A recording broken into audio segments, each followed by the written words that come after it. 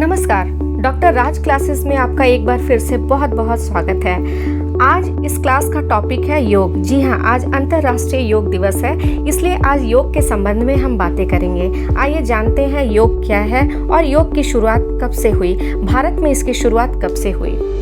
योग तत्व बहुत सूक्ष्म विज्ञान पर आधारित एक आध्यात्मिक विषय है जो मन एवं शरीर के बीच सामंजस्य स्थापित करने पर ध्यान देता है। यह स्वस्थ जीवन यापन की कला एवं विज्ञान दोनों ही हैं। योग शब्द संस्कृत की युज धातु से बना है, जिसका अर्थ जुड़ना या एकजुट होना या शामिल होना होता है।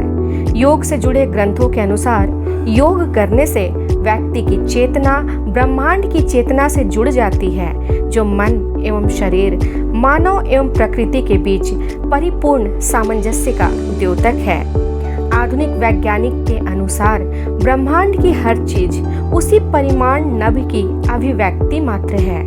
जो भी अस्तित्व की इस एकता को महसूस कर लेता है उसे योग में स्थित कहा जाता है और उसे योगी के रूप में पुकारा जाता है, जिसने मुक्त अवस्था प्राप्त कर ली है, जिसे मुक्ति, निर्वाण या मोक्ष कहा जाता है।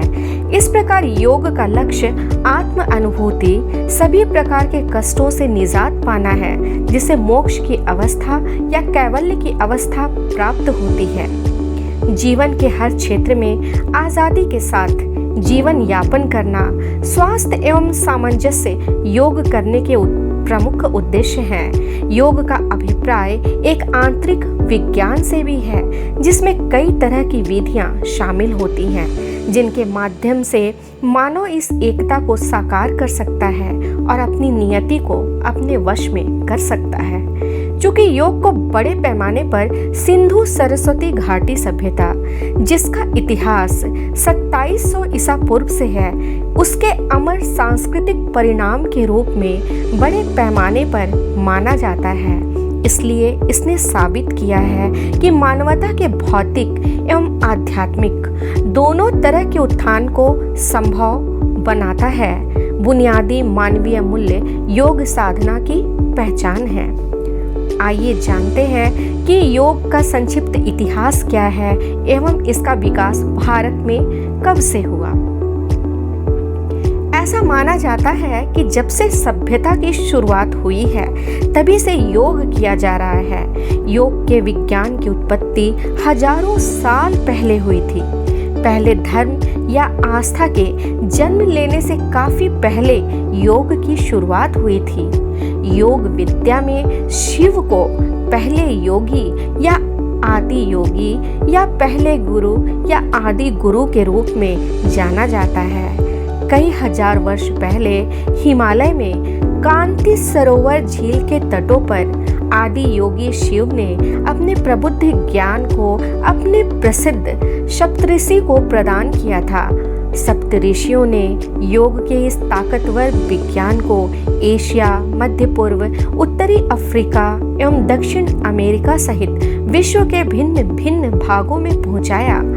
रोचक बात यह है कि आधुनिक विद्वानों ने पूरी दुनिया में प्राचीन संस्कृतियों के बीच पाए गए घनिष्ठ समानांतर स्थिति को स्थापित किया है, तथापि भारत में ही योग ने अपनी सबसे पूर्ण अभिव्यक्ति प्राप्त की है। अगस्त्य नामक सप्तऋषि, जिन्होंने पूरे भारतीय उपमहाद्वीप का दौरा किया, उन्होंने यौगिक तरीके से जीवन जीने के इर्द गिर्द इस संस्कृति को गढ़ा है।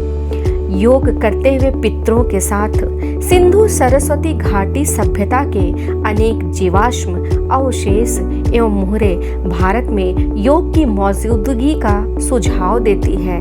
देवी माँ की मूर्तियाँ, मुहरे, लैंगिक प्रतीक तंत्र योग का सुझाव देते हैं। लोक परंपराओं, सिंधु घाटी सभ्यता, वैदिक एवं उपनिषद की विरासत, बौद्ध एवं जैन परंपराओं, दर्शनों, महाभारत एवं रामायण नामक महाकाव्यों, शैवों, वैष्णवों की आस्तिक परंपराओं एवं तांत्रिक परंपराओं में योग की मौजूदगी है।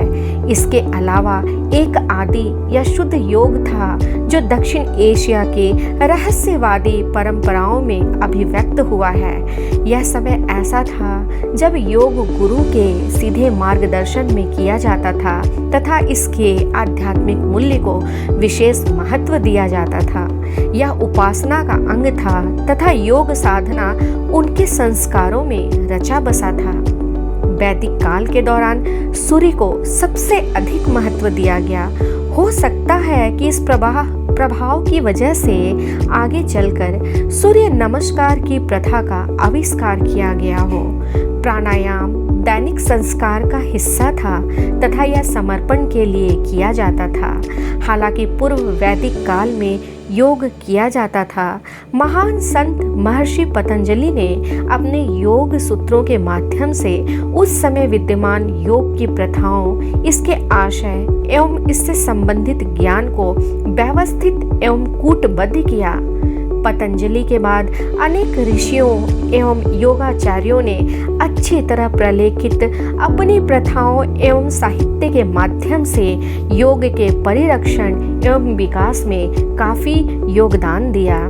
पूर्व वैदिक काल में एवं इसके बाद पतंजलि काल तक योग की मौजूदगी के ऐतिहासिक साक्ष्य देखे गए हैं। मुख्य स्रोत जिनसे हम इस अवधि के दौरान योग की प्रथाओं तथा संबंधित साहित्य के बारे में सूचना प्राप्त करते हैं, वेदों, उपनिषदों, स्मृतियों, बौद्ध धर्म, जैन धर्म, पाणिनि, महाकाव्य के उपदेशों, पुराणों आदि में योग उपलब्ध है। अंतिम रूप से 500 ईसा पूर्व से लेकर 800 ईस्वी सन के बीच की अवधि को श्रेष्ठ अवधि के रूप में माना जाता है, जिसे योग के इतिहास एवं विकास में सबसे उर्वर एवं महत्वपूर्ण अवधि के रूप में भी जाना जाता है। इस अवधि के दौरान योग सूत्रों एवं भगवत गीता आदि पर व्यास के टीकाएं अस्तित्व में आई। इस अवधि को मुख्य रूप से भारत के दो महान धार्मिक उपदेशों महावीर एवं बुद्ध को समर्पित किया जा सकता है। महावीर द्वारा 5 महान व्रतों, पंच महाव्रतों एवं बुद्ध द्वारा अष्टमग्गा या अष्टांगिक पथ की संकल्पना को योग साधना की शुरुआत प्रकृति के रूप में हम जान सकते हैं। हमें भगवत गीता में इसका अधिक स्पष्टीकरण प्राप्त होता है, जिसमें ज्ञान योग, भक्ति योग और कर्म योग की संकल्पना को विस्तार से प्रस्तुत किया गया है। 3 प्रकार के योग आज भी मानव की बुद्धिमत्ता के सर्वोच्च उदाहरण हैं तथा आज भी गीता में प्रदर्शित विविधियों का अनुसरण करके लोगों को शांति मिलती है। पतंजलि के योग सूत्र में न केवल योग के विभिन्न घटक है, अपितु मुख्य रूप से इसकी पहचान योग के 8 मार्गों से होती है। व्यास द्वारा योग सूत्र पर बहुत महत्वपूर्ण टीका भी लिखी गई है। इसी अवधि के दौरान मन को महत्व दिया गया तथा योग साधना के माध्यम से स्पष्ट बताया गया कि समभाव का अनुभव करने के लिए मन एवं शरीर दोनों को नियंत्रित किया जा सकता है। 1700 से लेकर 1900 ईस्वी के बीच की अवधि को आधुनिक काल के रूप में माना जाता है, जिसमें महान योगाचार्यों रमन महर्षि, रामकृष्ण परमहंस योगानंद, विवेकानंद आदि ने राजयोग के विकास में योगदान दिया है। यह ऐसी अवधि है जिसमें वेदांत, भक्ति योग, नाथ योग या हठ योग, फुला, शातंदा, गोरक्षक, शतकम का योग, चतुरंगा हठ योग, प्रदीपिका का योग, सप्तंगा घेरांडा संहिता का योग हठ योग के मुख्य जड़ सूत्र थे।